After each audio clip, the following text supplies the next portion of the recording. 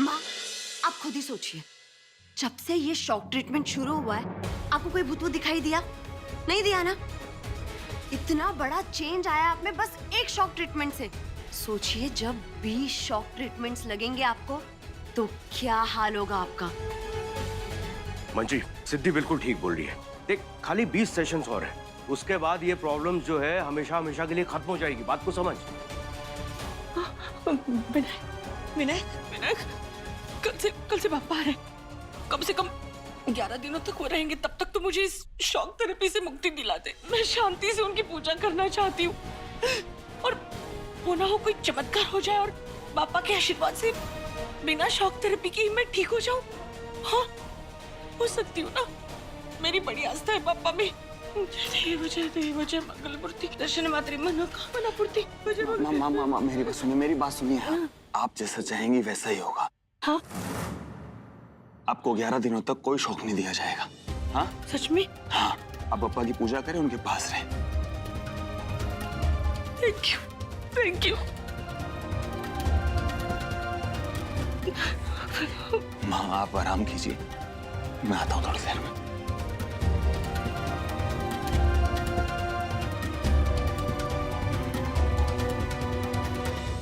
बेटा, तुझा पूजा की तैयारी कर। मैं हूं यहाँ पे मंजरी के पास।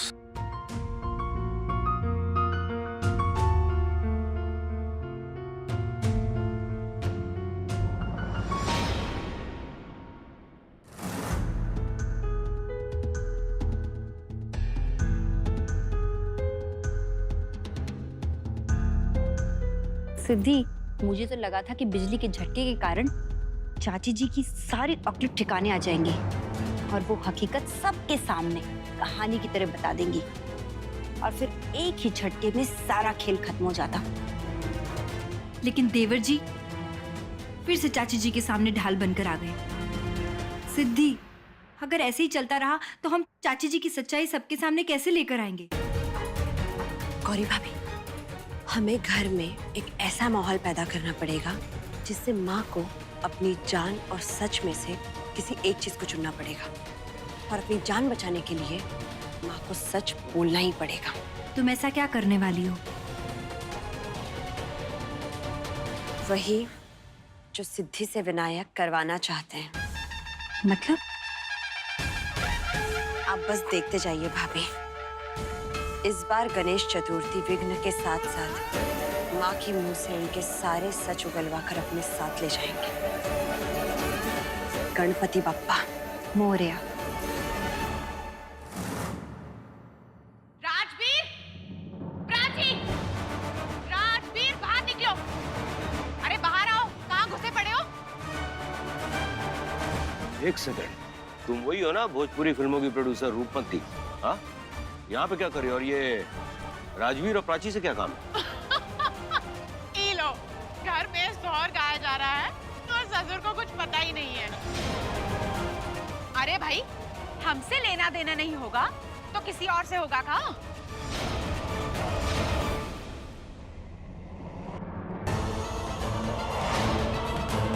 लगता है रूपवती आज हमें पूरे घर के सामने कुरूप करके मारेगी। लगता है आज ये ना बम फोड़ने वाली है। आप बस बतिया रहे हो भाई, जल्दी आइए ना, मैडम इंतजार कर रही हैं। चलो।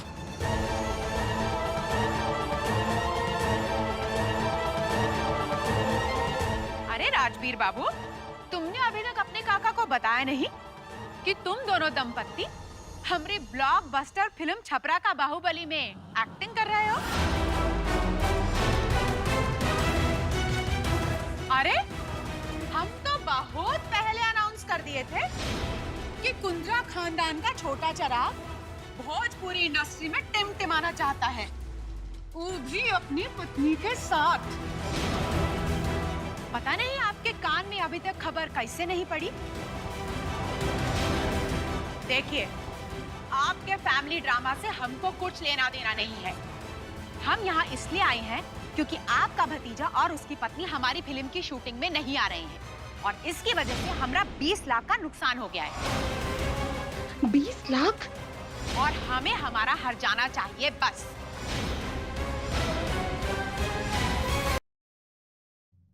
किस 20 लाख की बात कर रही हैं आप? हाँ, तू जानती है मैं कौन हूँ? इस फिल्म इंडस्ट्री का सबसे बड़ा फाइनेंसर और प्रोड्यूसर शंकर कुंद्रा। एक फोन करूंगा ना तुझे हर जगह से फाइनेंस मिलना बंद हो जाएगा। और हाँ, किस बात के 20 लाख? मुझे बहुत अच्छी तरह से पता है कि तुम लोगों का बजट क्या होता है इन रीजनल फिल्म्स का, और वो भी खास करके भोजपुरी फिल्मों का। तुम्हारा पर डे एक्सपेंसेस क्या होता है, तुम कितना लोगों को पेमेंट करते हो, मुझे सब पता है। इसलिए ये गणित मुझे सिखाने की कोशिश मत करना। और रही बात तुम्हारी शूटिंग की, तो ये दोनों पहुंच जाएंगे तुम्हारा शूट कंप्लीट करने के लिए। अभी निकलो यहाँ से। आ जाना टाइम पे।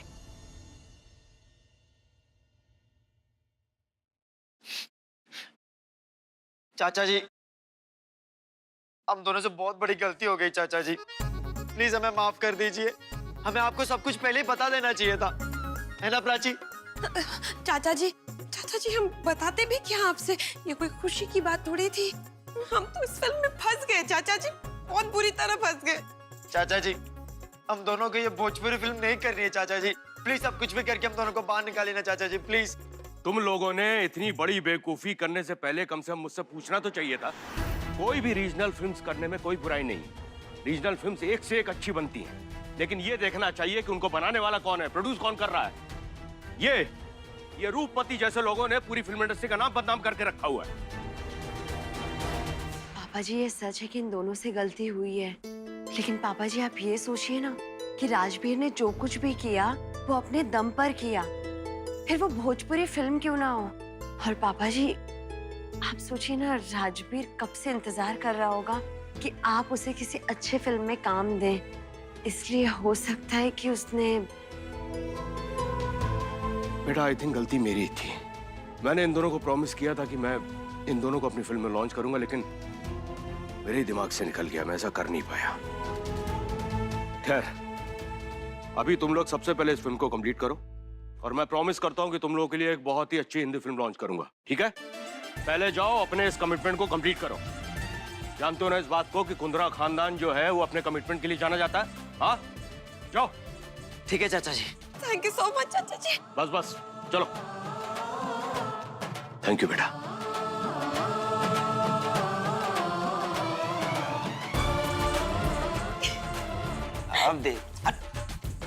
अब तो देख प्राची, ഞാൻ എപ്പോ വരും എപ്പടി വരും ആർക്കും தெரியாது.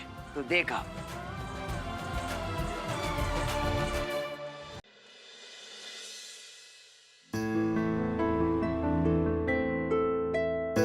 वीनू, वीनू, तुम वहां पर इस तरह क्यों बैठे हो?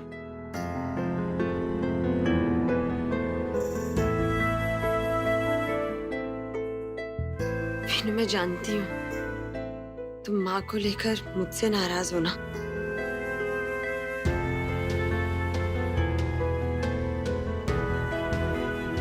मैं तुमसे नाराज नहीं हो सकती।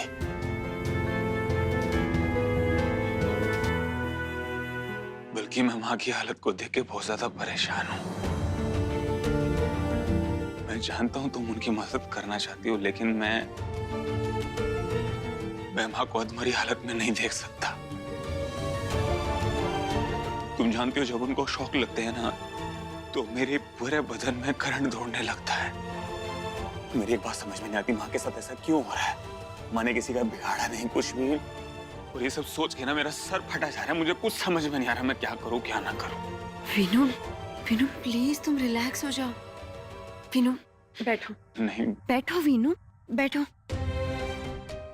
वीनू तुम माँ को लेकर इतना परेशान क्यों हो रहे हो? मैं हूं ना उनके साथ, मैं सब कुछ संभाल लूंगी। वाकई सिद्धि, माँ इस वक्त बहुत बुरे दौर से गुजर रही है।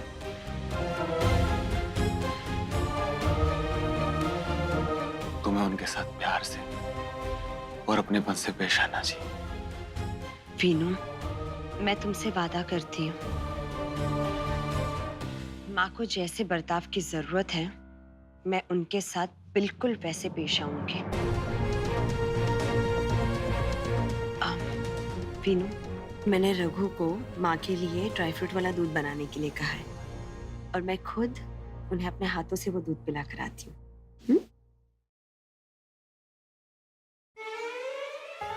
वीनू, वीनू क्या कर रहे हो? तुम ना होती तो क्या होता? मतलब ये कि मैं माँ को लेके कितने टेंशन में था, लेकिन तुमने चुटकी बजाते ही सारी मुश्किल आसान कर दी।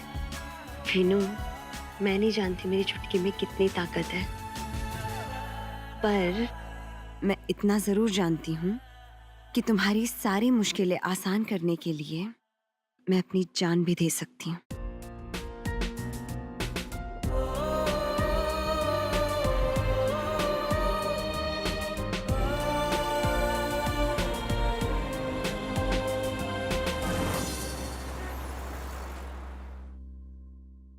आज और कल में हमें यहाँ का शूटिंग निपटाना पड़ेगा। वैसे तो कल रविवार है, मगर हमें कल भी शूटिंग करना पड़ेगा। जी मैडम। कल मैं नहीं आऊंगी। बॉलीवुड के बहुत बड़े प्रोड्यूसर के साथ मेरी मीटिंग है। बात जी मैम। चलो।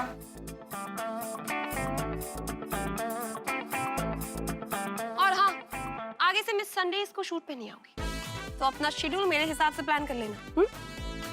स्पॉट। मैडम प्लीज चेंज कर लीजिए, शॉट के लिए लेट हो रहा है। ये कपड़े मैंने उस दिन भी पहने थे ना, दोबारा लेकर आ गए? तुम्हें पता है मैं बॉलीवुड की बहुत बड़ी एक्ट्रेस बनने वाली हूँ। ये फुद्दू कपड़े ना दोबारा मत लाना मेरे सामने। लेके जाओ मैडम। ले जाओ। तुम ये सब सामान यहाँ टेबल पे रखो और जाओ। जी मैडम। स्पॉट, फैन लाना।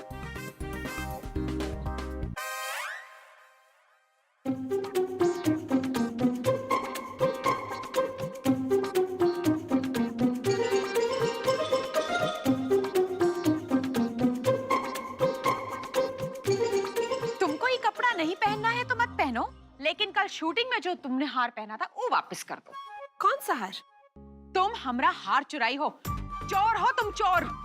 अरे सुनो, हमरे सेट पर एक्टर के नाम पर चोर घुसाए हैं, चोर। तू जानती थी हमरा 9 लाख का हार 10 लाख का है। हमरा हार वापस कर दे वरना बात बिगड़ जाएगा। हाँ। क्या वो नकली हार 10 लाख का है? जब ये पूरे फिल्म का बजट 40 लाख है तो फिर सिर्फ हार का 10 लाख कैसे हो सकता है? हाँ? नकली नहीं, असली हार था वो। हम अपना 9 लाख का हार दिए थे शूटिंग के लिए। देख प्राची, हमरा हार लौटा दे वरना। वरना क्या? देखो तुम, देख, सीधी तरह से हमरा हार लौटा दे वरना हम अभी पुलिस को फोन करके तुझे जेल भिजवा देंगे। क्या पागल हो गई हो क्या? हाँ? जेल क्यों जाऊंगी मैं? मैंने क्या किया? अगर जेल नहीं जाना चाहती तो हमरा हार लौटा दे, वरना 10 लाख रुपया दे दे हमें। 10 लाख रुपए?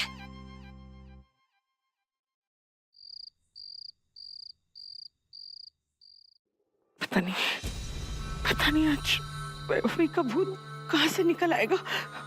रोज तो दिशा बदलती रहती है वो।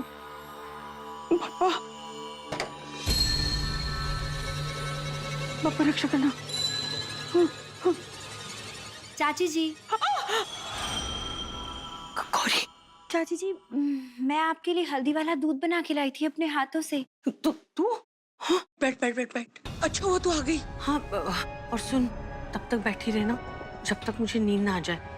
मुझे ना आजकल अकेले सोने में डर लगता है।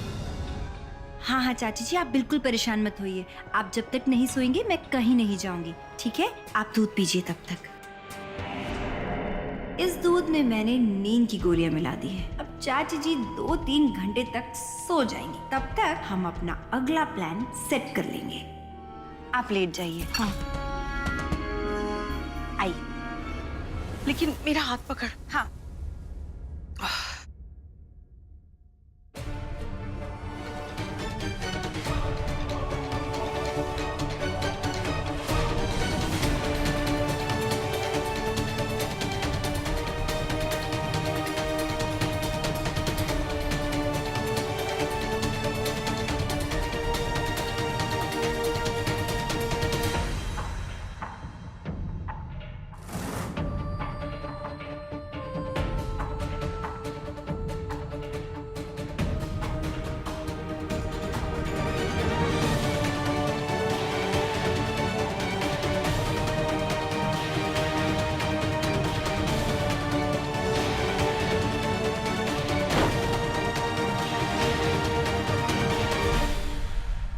माँ सो गई ना? चाची जी सो चुकी है। भाभी ये लो। आज की रात माँ की जिंदगी की सबसे मुश्किल रात होगी, उनके फरेब की आखिरी रात। और कल सच का सूरज निकलेगा।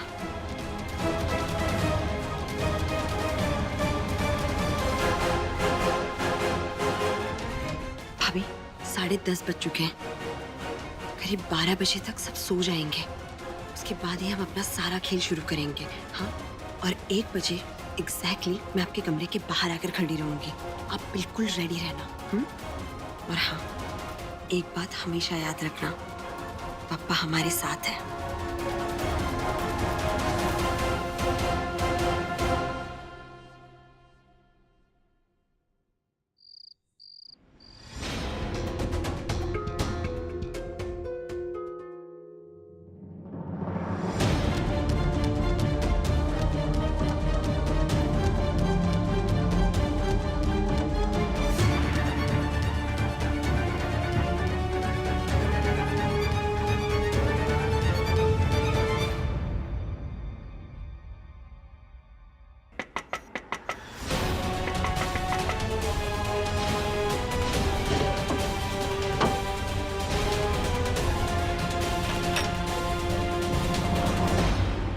गौरी भाभी, आप तैयार हो?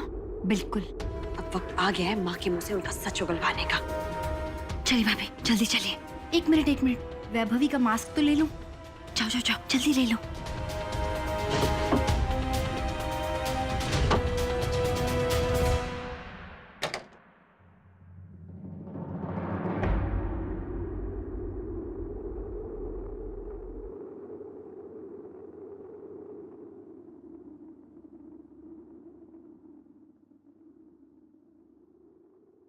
दूर रहो, पास मत आना, पास मत आना। हाँ।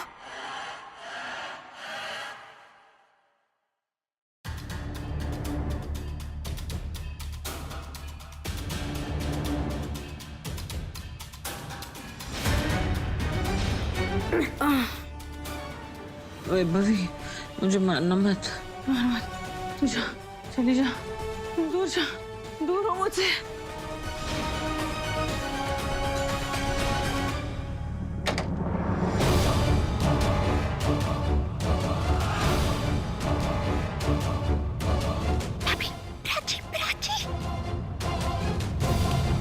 भाभी जल्दी आओ।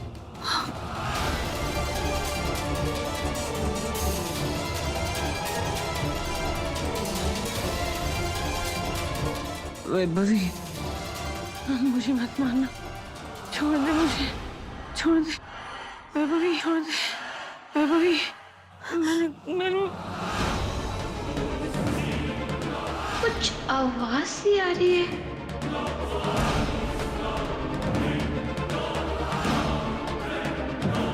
इस रूपमती के चक्कर में मेरे कान बज रहे हैं।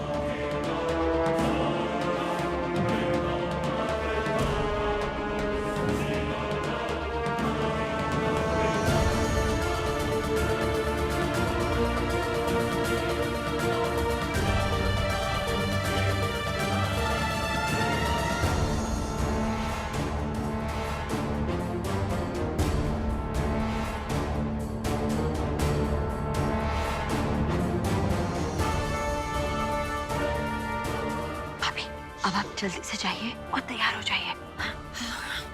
ठीक है।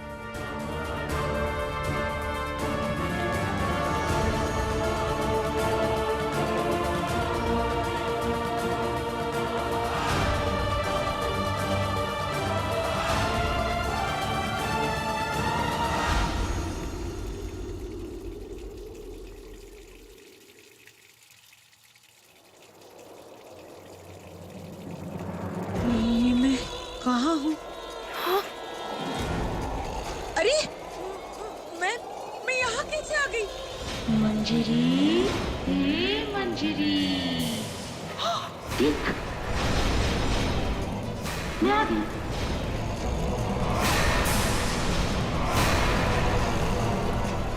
नहीं, वैभवी, देख, अब वैभवी के खौफ से माँ को सिर्फ उनका सच बचा सकता है। उनका कबूलनामा अब उनकी जान की कीमत है और मंजरी माँ हर कीमत पर अपनी जान बचाएंगी।